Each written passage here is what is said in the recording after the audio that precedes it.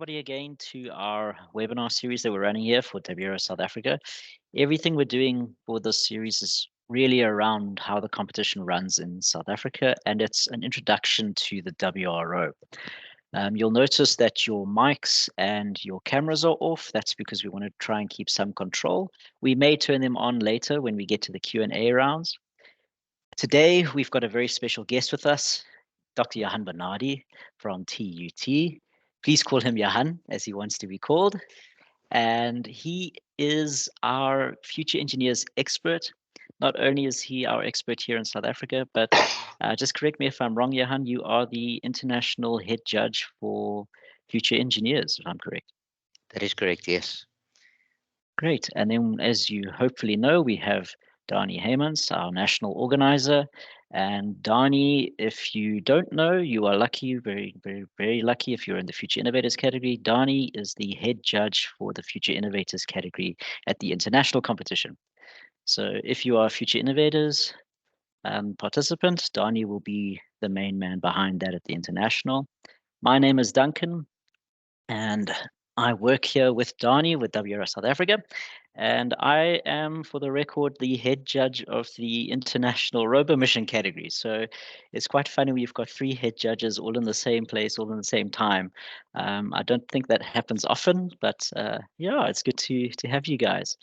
So I'm now going to pass over to Dani, who is going to introduce the Future Innovators category. Off to you, Dani.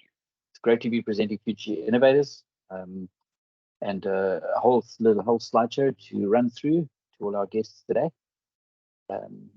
Future Innovators used to be the old open category, and it's one of the 4 categories in the WRO competition. And it's around a theme, first of all, and obviously there's the international theme, which this year is connecting the world, but a little bit different, and we'll lead through the process in that it teams develop a robot solution to solve real world problems. There's a new theme every year related to the new sustainable development goals, and basically around the theme, teams develop an innovative and functioning robotic solution. And what's really good about this and different about it is that it's like a science project you present.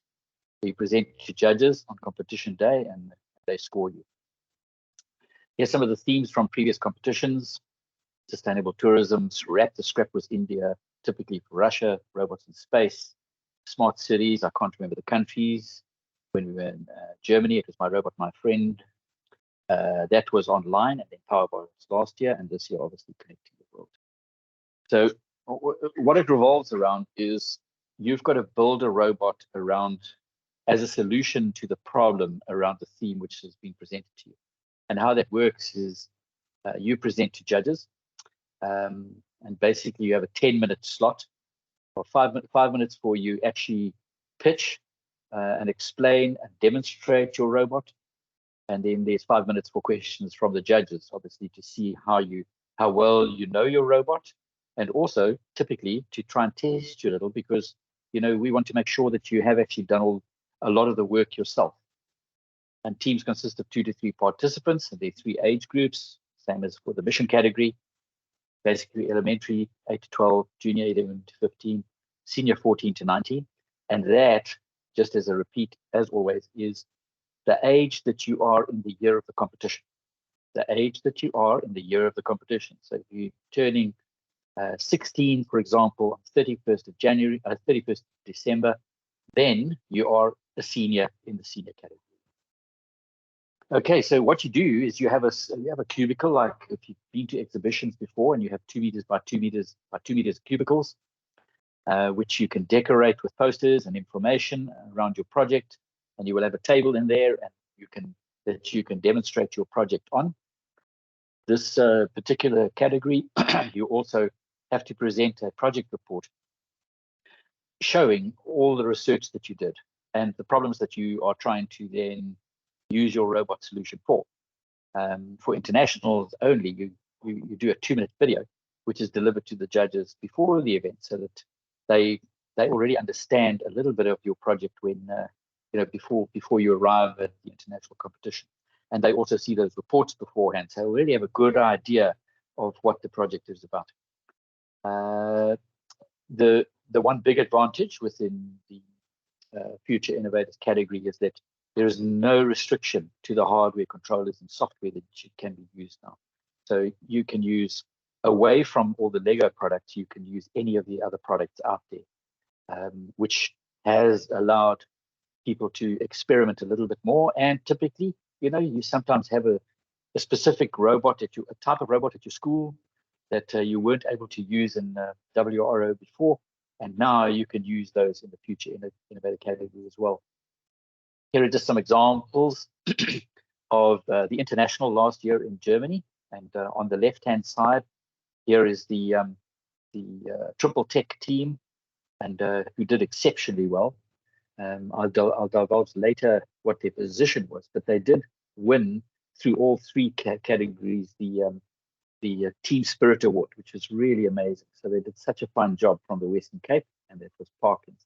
And on the right-hand side here, you'll see that there are judges actually being presented to by the teams, and some of them asking questions, etc., etc. I'm going to show you a little video actually of the Triple Tech team, and it's about 3 minutes, and basically their presentation of their project. The sound, unfortunately, is very bad, but watch it anyway, and you'll get a good idea. 3 girls, 3 problems, 3 solutions, 3 technologies. let's go! Our project is called Project Flow, and it's 3 parts. First, a main component if a plant needs water, we will know an empty water barrel is a conveyor system. This conveyor system reflects color sensing. So what it says, white is then a signal to the robot. The robot will then collect filter code from HQ and go to village for requesting water. Water is stored in water barrels, which, as you can see, both of your hands. They get stacked together for easy delivery and are pushed by valves. This allows the water to flow through once connected. And now, second part of our project. The second part of our project is the fire emergency response. If there was a fire in a village, fire sensors, panic buttons, section around the village, signal the red one. Red button will collect all things, goes to the village and goes to water.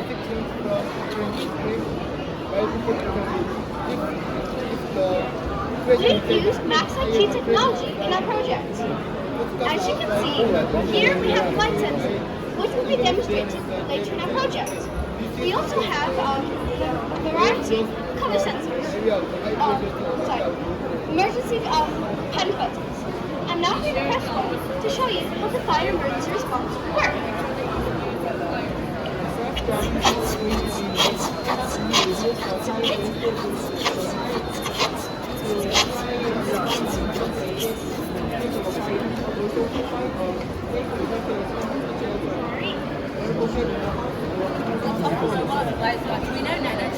Which is attached to the breadboard. We have used wires that are connected to the power, the LED lights, and the speaker. And on the side of the robot, we have hose so community members, firefighters, will be able to use it to put out the fire. Now protect human life. The third part of our project is the medical safe. On the side of the robot, there is a medical safe attached. If anyone from the village is in need of any medical supplies, they will request it from the robot. They will receive a pin that they can use to unlock the safe. But for the purpose of this demonstration, I'll be using the code down, down, up, up. Now we can open the safe and retrieve the medicine that will be inside.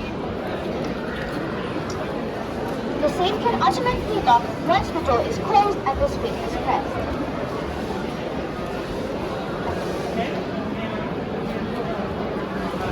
And now, onto the light sensor. As you can see,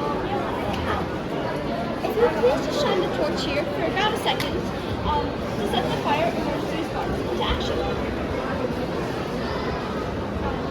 Shine? Oh, there we go. Once the loss value goes over 2,000, we'll put the fire emergency response into action.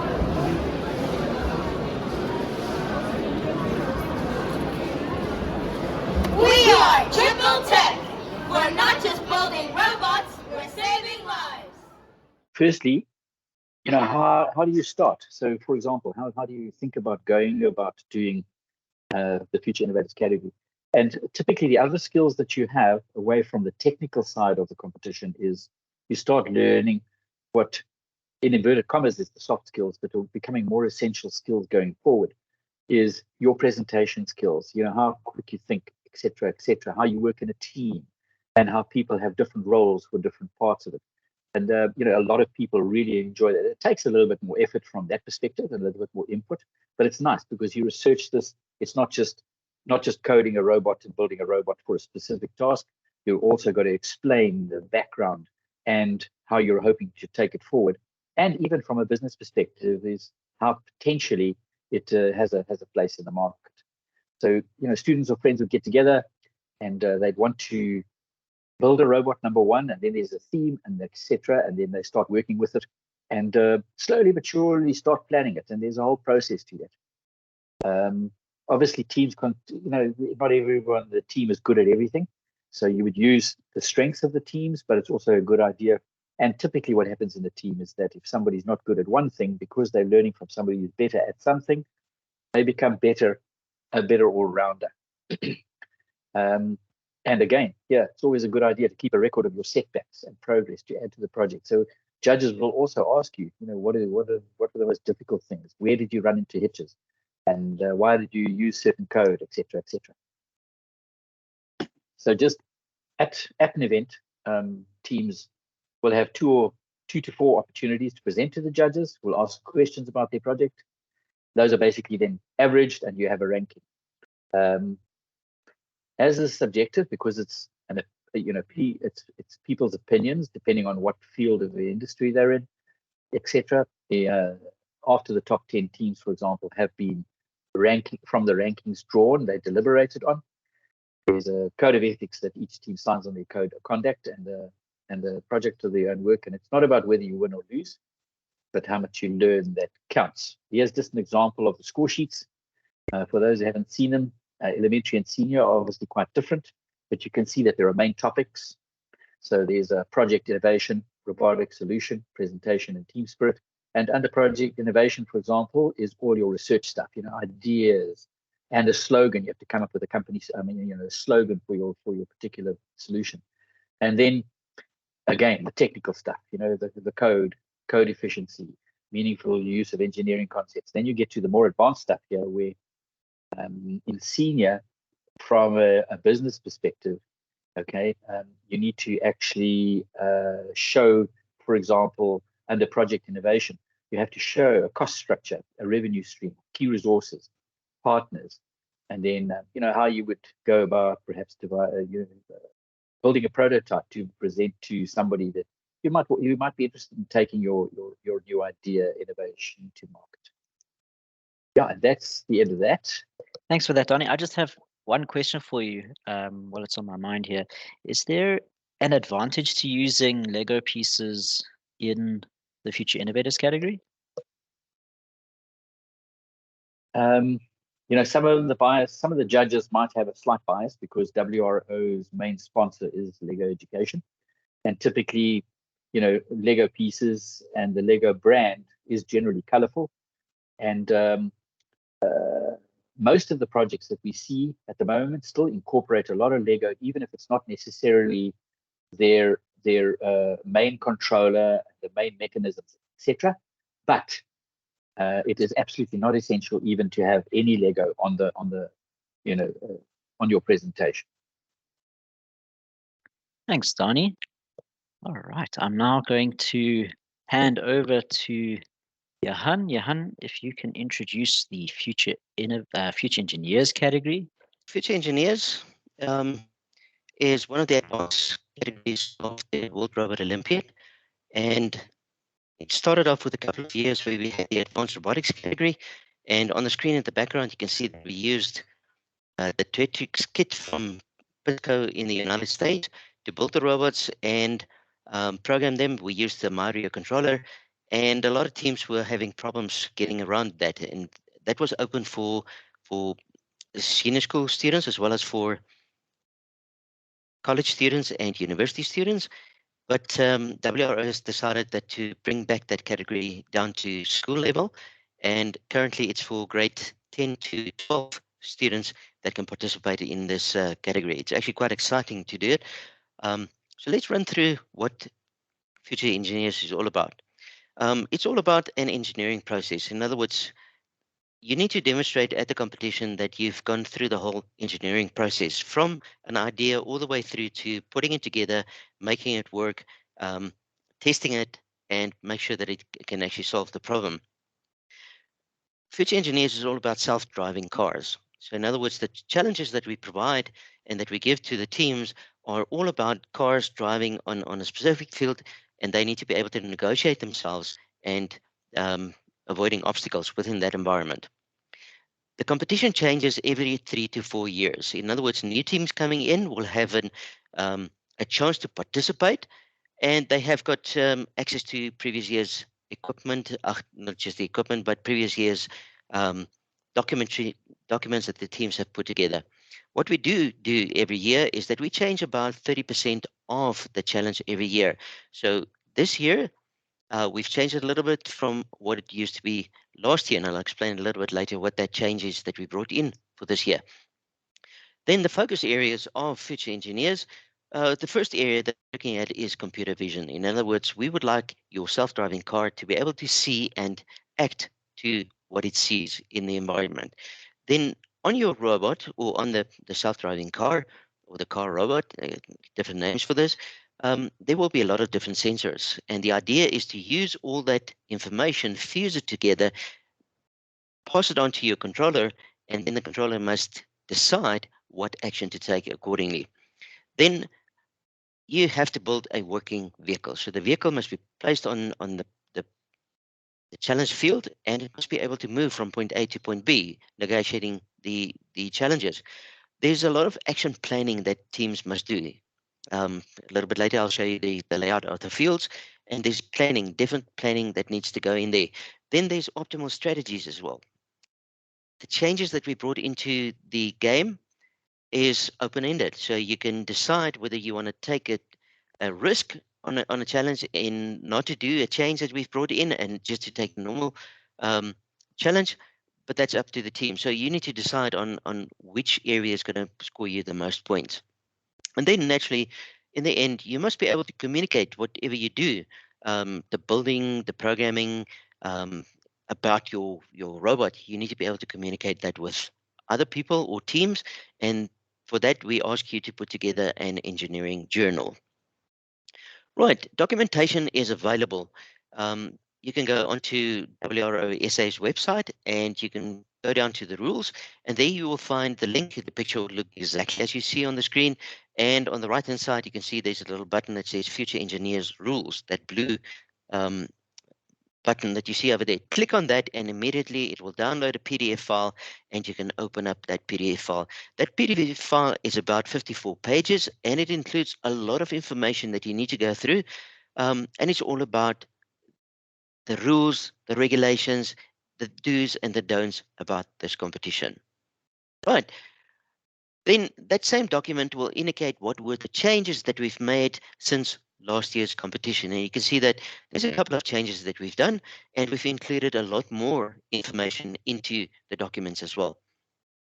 Then the challenges that we have is there's an open challenge. In other words, it's a first introductory challenge that we have, very simple, straightforward, where the vehicles have to travel around the field.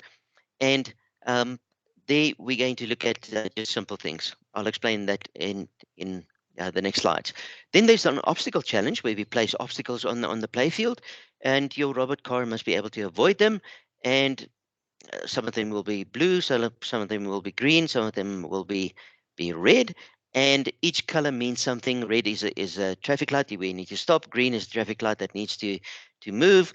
And then maybe we will introduce another color, which is blue, which might be a pedestrian that you need to avoid as well. And the last challenge, as I've mentioned already, is the engineering documentation that you need to put together. So let's have a quick look at each one of these challenges, and I'm going to do that just briefly. The first, it's the requirements that you need. There's specific requirements about the hardware. On the right hand side, you can see there's a picture. Um, the one robot is a mixture. The front robot, the small one in the front, is a mixture between. You can see there's Lego components, and there's a lot of um, other hybrid components that you can add onto the Lego little car. Seeing that this is a little bit more advanced robotics that we using, so in other words, you can use an Arduino as a controller. You can use any single board computer, like a Raspberry Pi, Jetson Nano. Um, there's a Lychee Pi that you can use as well. Ugh, the list just goes on. I think I've got a list of about 15 different single board computers that you can use, but they all have got GPIOs, general purpose inputs and outputs, onto which you can put all your different sensors. And this specific robot in the front, the people have moved away from the Lego controller, the EV3, simply because there's a limited number of inputs and outputs that you could use on the EV3, so they've opted to go for something else. Then behind it, in the background, you can see that there's another robot, and that one purely used 3D printed parts. They've used a simple piece of hardboard as the chassis of the robot, and they have collected components and pieces from all over. So you're not limited to any hardware. You can use any hardware. The number of components is a limitation. The weight of your robot is a limitation. That means that you have to go fast around the track and some of the challenges.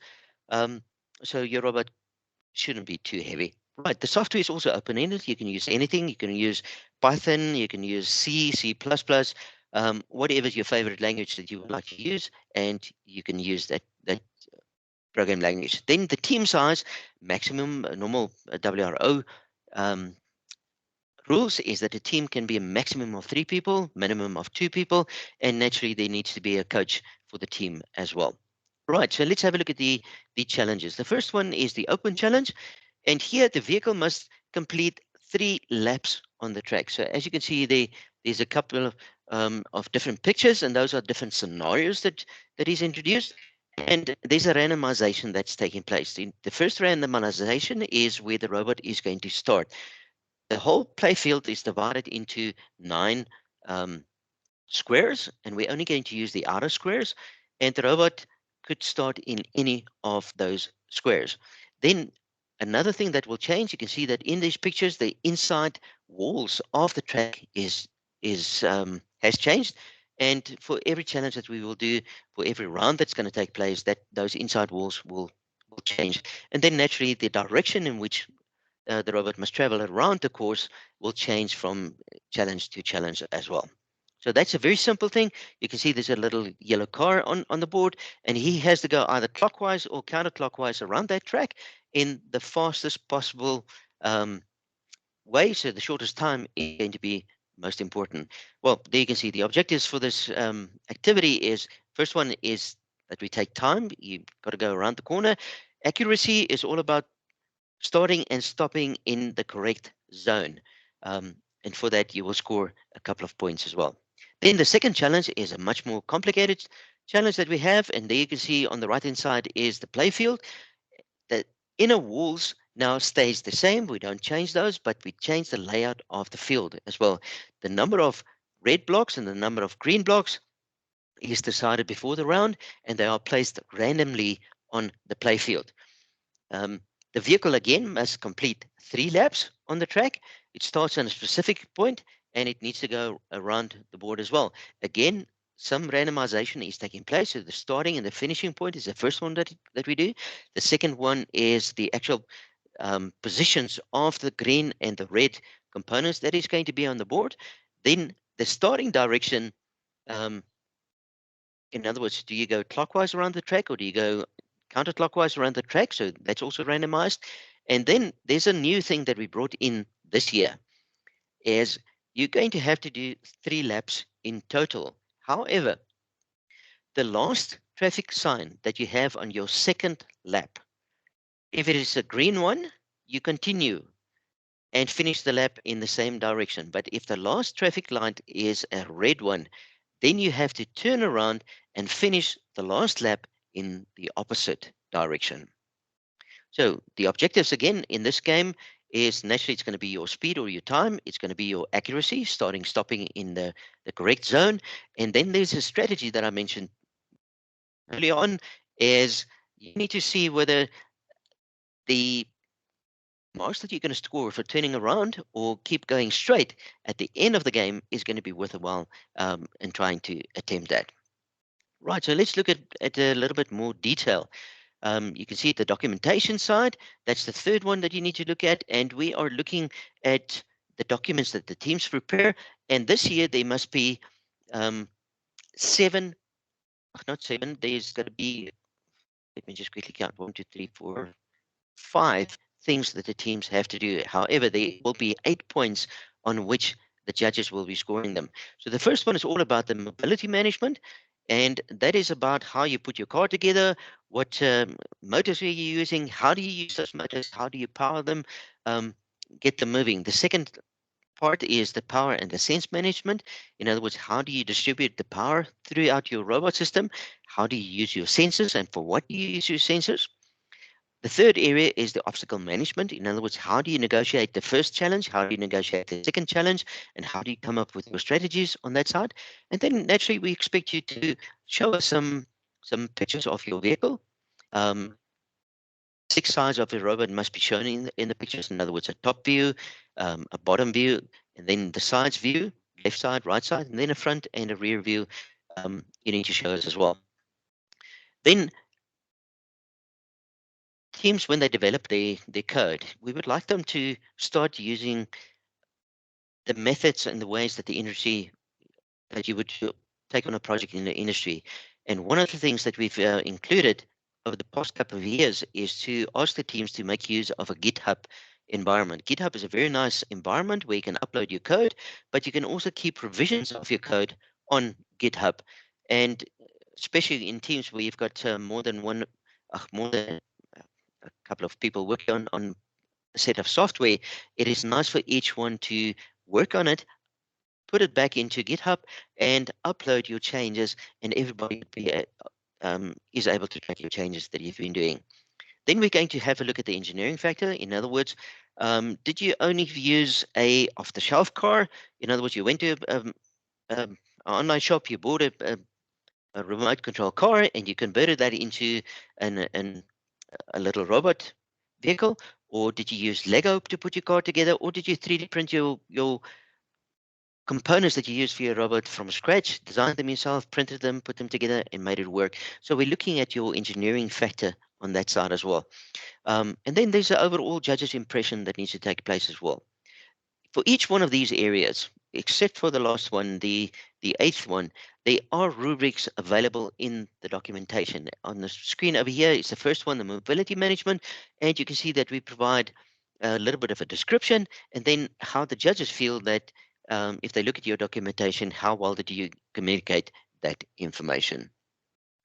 Then the actual scoring, how the scoring is going to take place. You can see that there's an open driving challenge there at the top. So there's the scoring for the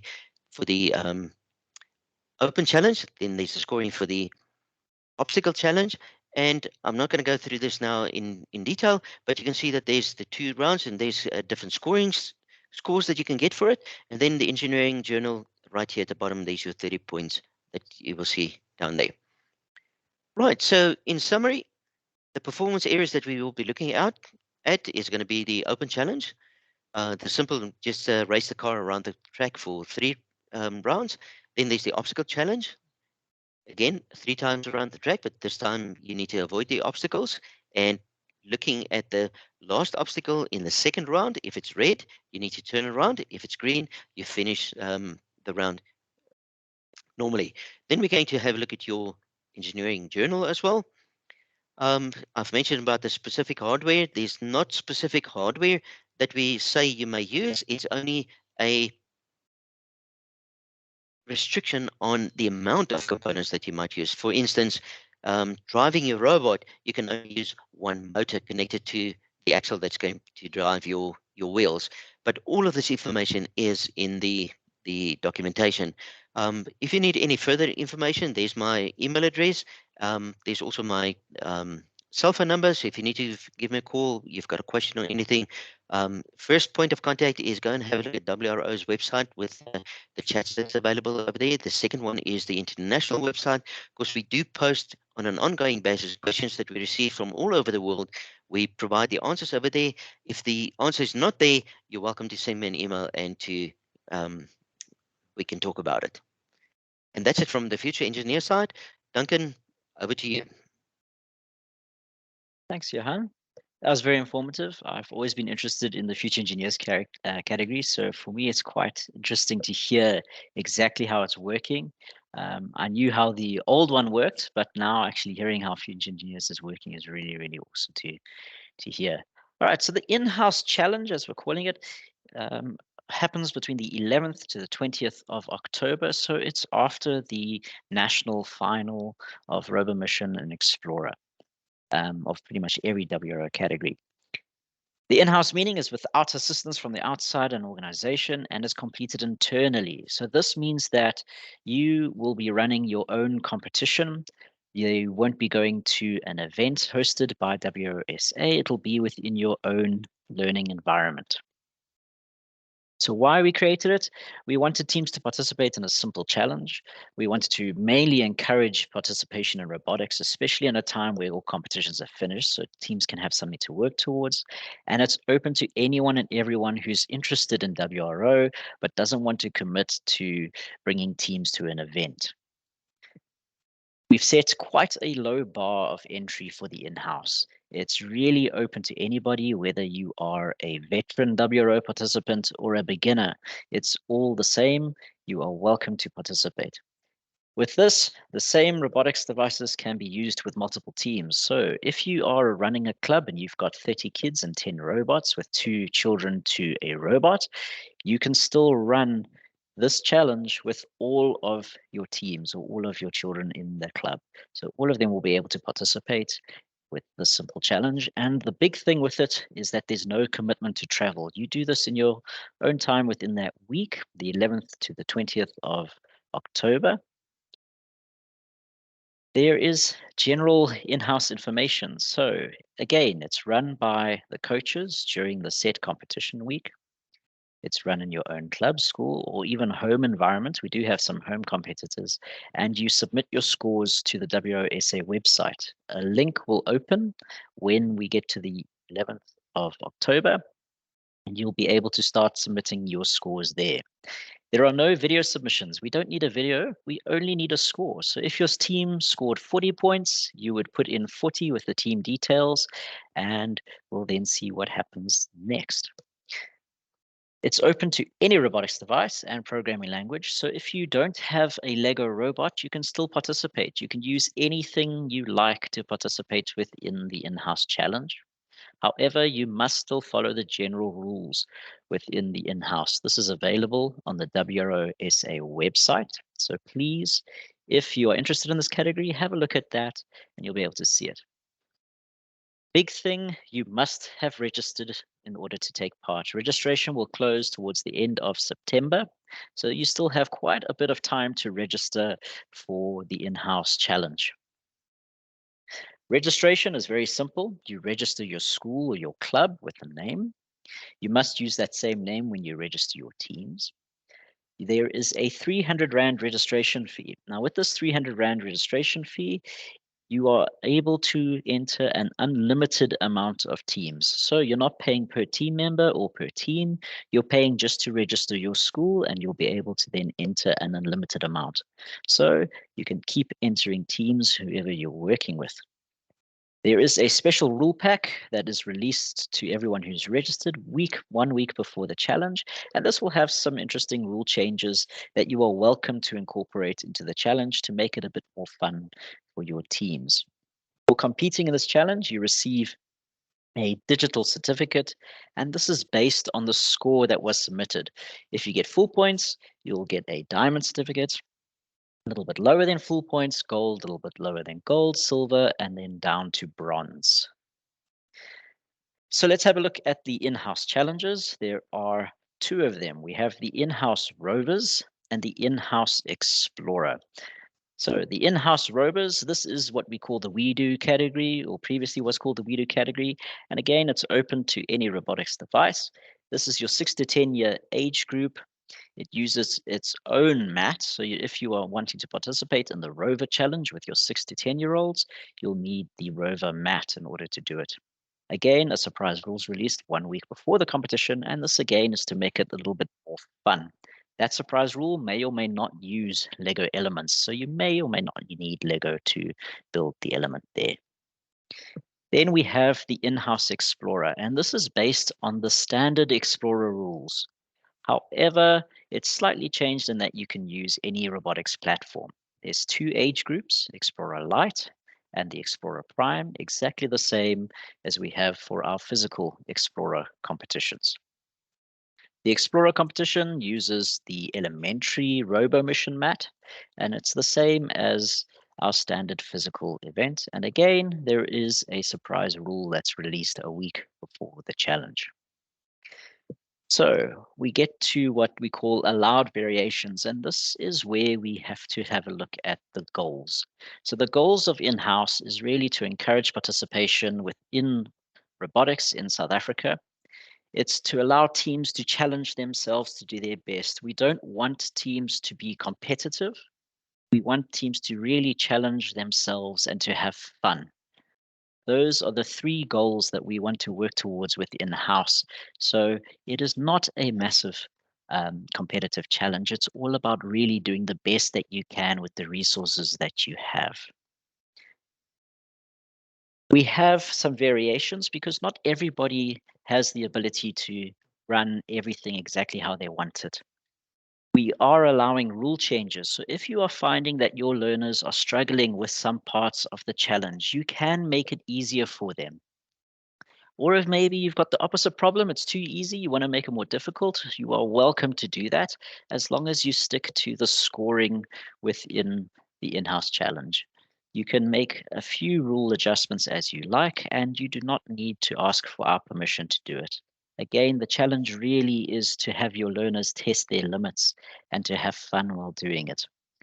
Element alterations, you are allowed to edit a couple of things on the table. The element designs, maybe position if you like. You can even edit the mat if you like. It's all up to you. But remember, the main goals of the challenge is to have fun, is to encourage the robotics curriculum or robotics in South Africa, and to really challenge yourselves. So that is it for in-house. You are welcome to register. It's currently up on the website. It is 300 Rand to register, and it is open to really anybody who wants to participate in the in-house challenge. Whether you are based in South Africa or not, we may have some international teams this year actually participate, which will be quite a lot of fun, I think, for everybody included. That is it for the in-house challenge, and I think we've covered all the topics we wanted to get through. I'm now going to really open the chat to questions. So Dani, Johan, if you can turn on your cameras, we can then have a look and see what questions we are getting. So I see we've got one of after how long are certificates sent? This really depends on the number that's received. We try to do it within 2 weeks of the closing of the in-house competition. It can take a little bit longer than that. If you need them to come through earlier, please do email WRO at handsontech.co.za and we can try and assist you with that. While we wait for questions to come into the chat, I've got one for Johan. Johan, if you don't want to use Lego resources for the Future Engineers category, where can you get resources from? Do you have any contacts or do you have any suggestions on what resources are best suited for the challenge? Yes, there's a couple of places that teams can have a look at it. In the document that I referred to that includes all the rules, there's a section that you can click on, and that actually takes you to a web page or a GitHub environment where we show you what you can do for the chassis, what you can do for the motors, where you can find the motors. Locally in South Africa, there's a couple of places where you can actually go online and you can go and find your motors, your chassis, 3D printing. There's a lot of places. One of the places is microrobotics.co.za. They do provide a lot of components, a lot of robotic platforms that you can use as well.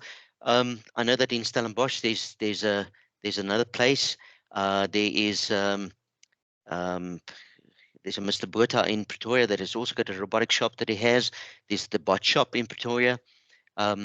So I think what we can do, Duncan, is I can prepare a list of places in South Africa where people can go to and find components that they can build the robots from. That'll be perfect. I'll add it to our Q&A page on the website. So anyone wanting future engineers resources, take a look at the Q&A page in the next few days, and you'll find all of the links there and information there. I see we've got a question in the chat. I think this is in relation to the Future Innovators category. Are learners disadvantaged if they can't build due to financial constraints? Personally, I don't think so, because it is based on the amount of effort that you have put in. Judges should not really be looking at people using projectors, TV screens, however fancy your equipment is, doesn't really affect how a judge and Future Innovators should judge. It'll be more about that judge's interpretation of the project. And I know Dani has done a lot of work to get this right within the international community and specifically in South Africa. I hope that answers the question.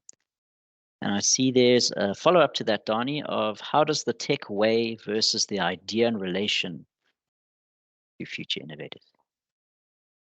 Yeah, basically, you have to look at the score sheets for that, because typically within the age groups, depending on the age groups, the tech, for example, will weigh more heavily in senior and junior than in elementary. And elementary, it'll be more about the team spirit and the fun aspect. And for example, in the business, they only have to come up with a team slogan, for example, instead of having a business plan like in senior. So you'll have to look at them, but it is taken into consideration, and we're certainly not expecting the tech, for example, to weigh heavily within the elementary age group.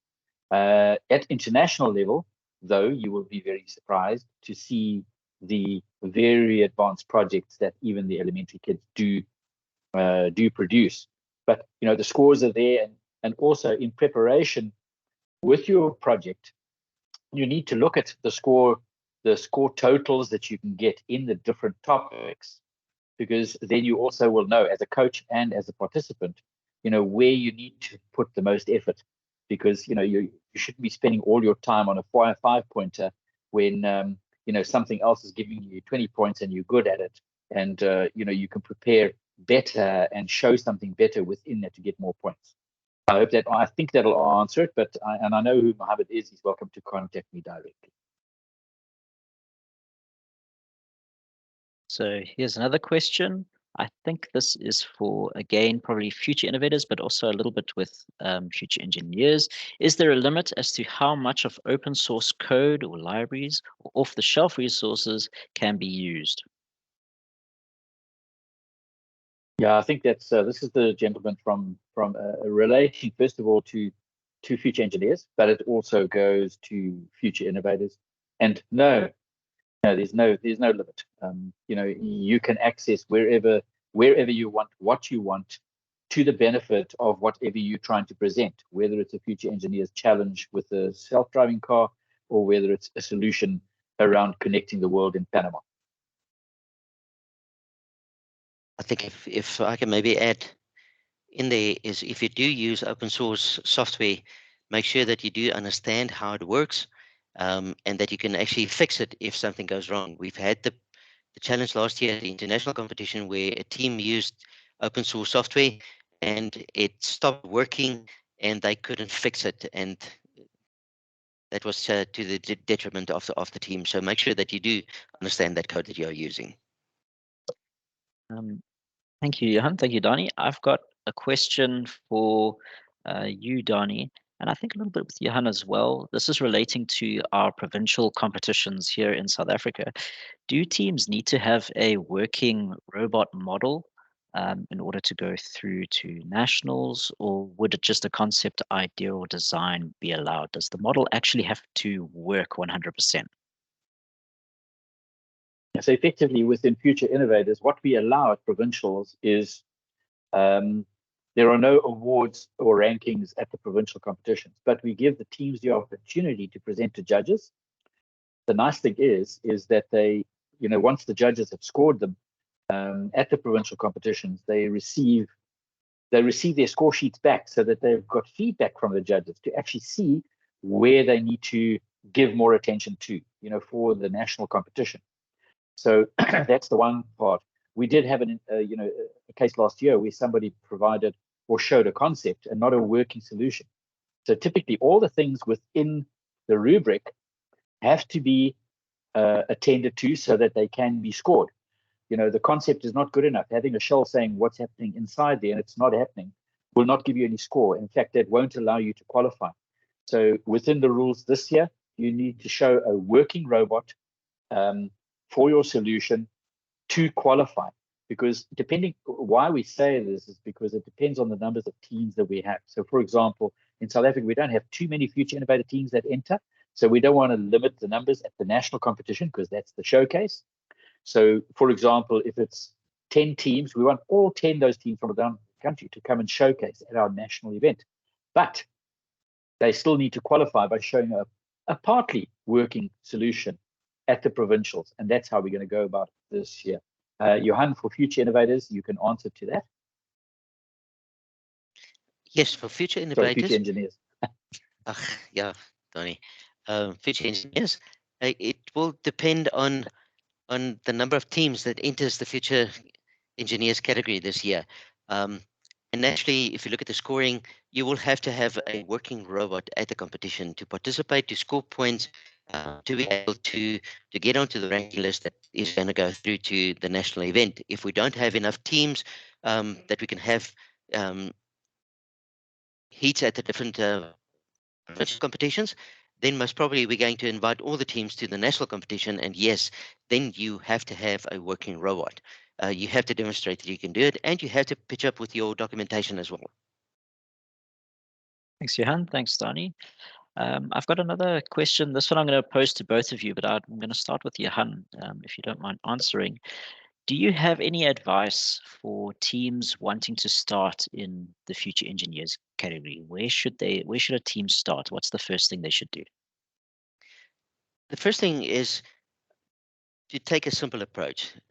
There's a lot of kits available with driving motors at the back and motors at the front, and get an Arduino controller. And that's the simplest way to start off with future engineers. Make the robot go forward, go backwards, turn left and turn right, and then slowly start building from that point. If you can make the robot give it movements, you can add your sensors onto it. You can add ultrasonic sensors. You can add infrared sensors onto it to detect the obstacles in the environment. Then you're another step closer to it. From there, you can advance into a single board computer where you can add a camera to it. I know that some teams have actually added a camera onto the Arduino platform, and they can actually make it work. But there you're going to use very simple image processing to detect colors and to detect obstacles in the way. The better thing to do is to try and start very simple and move your way to a single board computer where you can do advanced image processing and then work it from there. There's a lot of sites available.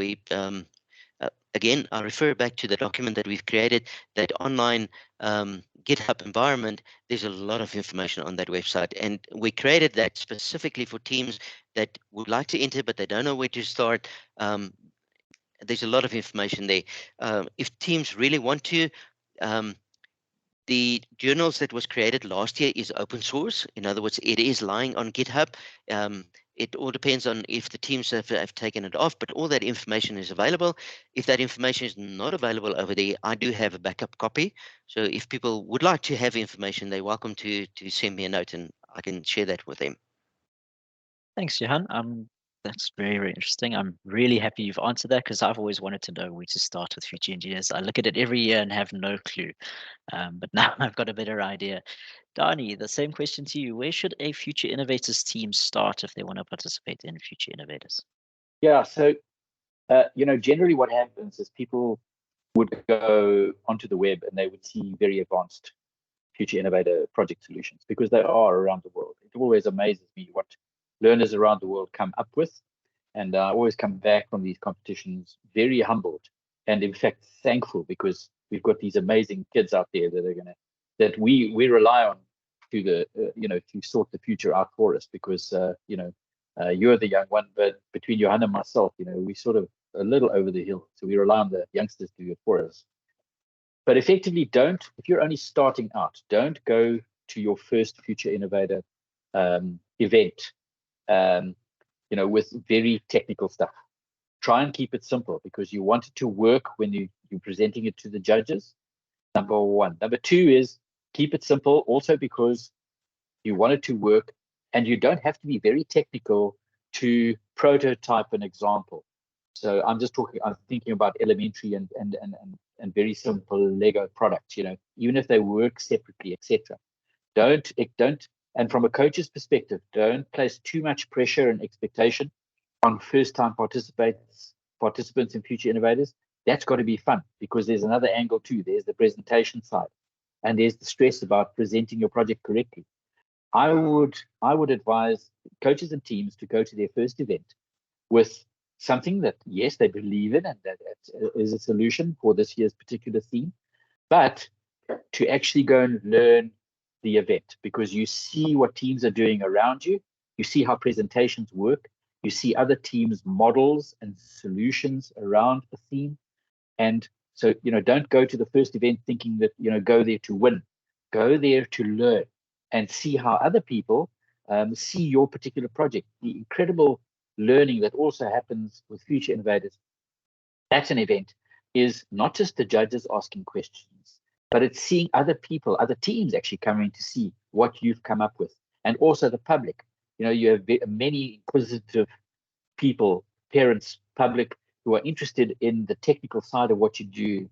And you're probably not going to be able to answer all those questions, but the important things that they are asked, and you remember those, and you go home and then you research those, so that when you present a second time, that you do a better job of it. But to go there and to present your first one as a first experience, because you know what, you'll do so much better year two. So this is a question here for Johan, I believe. This is something we can discuss. I'm not quite sure what the answer is, but for future engineers, when must the documentation be ready by? I think by yesterday would be fine.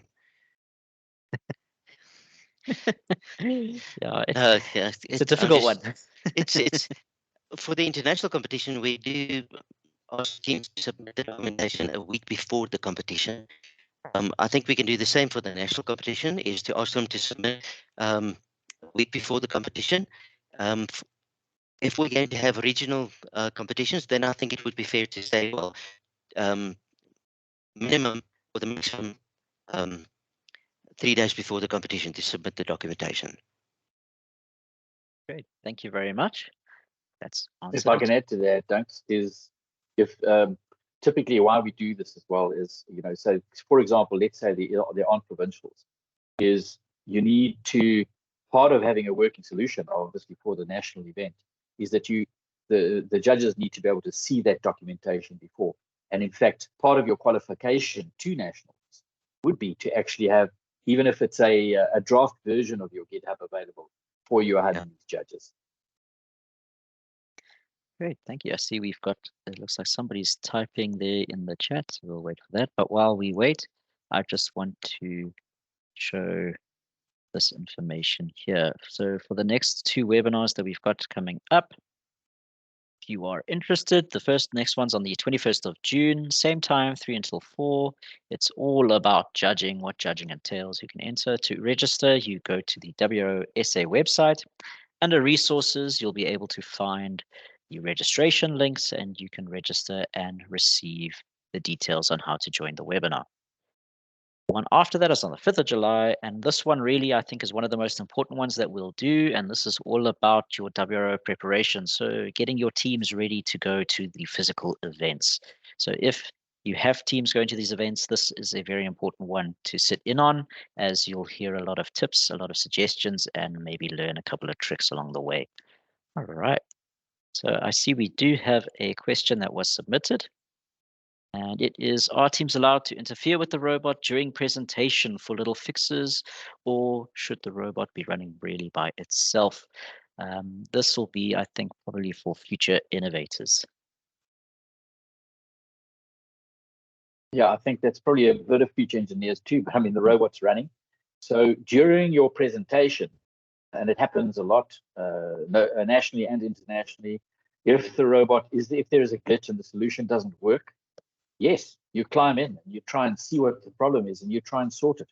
Because in fact, it helps for the judges to see your approach and to see where you go to try and solve the problem that you have. So yes, it is allowed. Obviously, it may affect your score on the one side in that you don't have a working solution that was totally efficient. But secondly, you might get a slightly higher score in how fast you responded to actually sorting your solution. Johan, I don't know if you, yeah, I mean, yours is a moving robot. Hey, you wouldn't be fiddling with the robot during the run.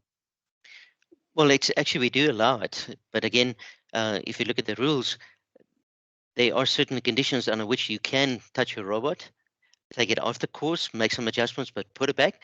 But in some of the situations, there will be penalties for doing that. Great, thank you very much. If there's no other questions, we have reached 4:05 now. I think we can go ahead and end the webinar. Thank you very much for participating. Thank you very much for listening.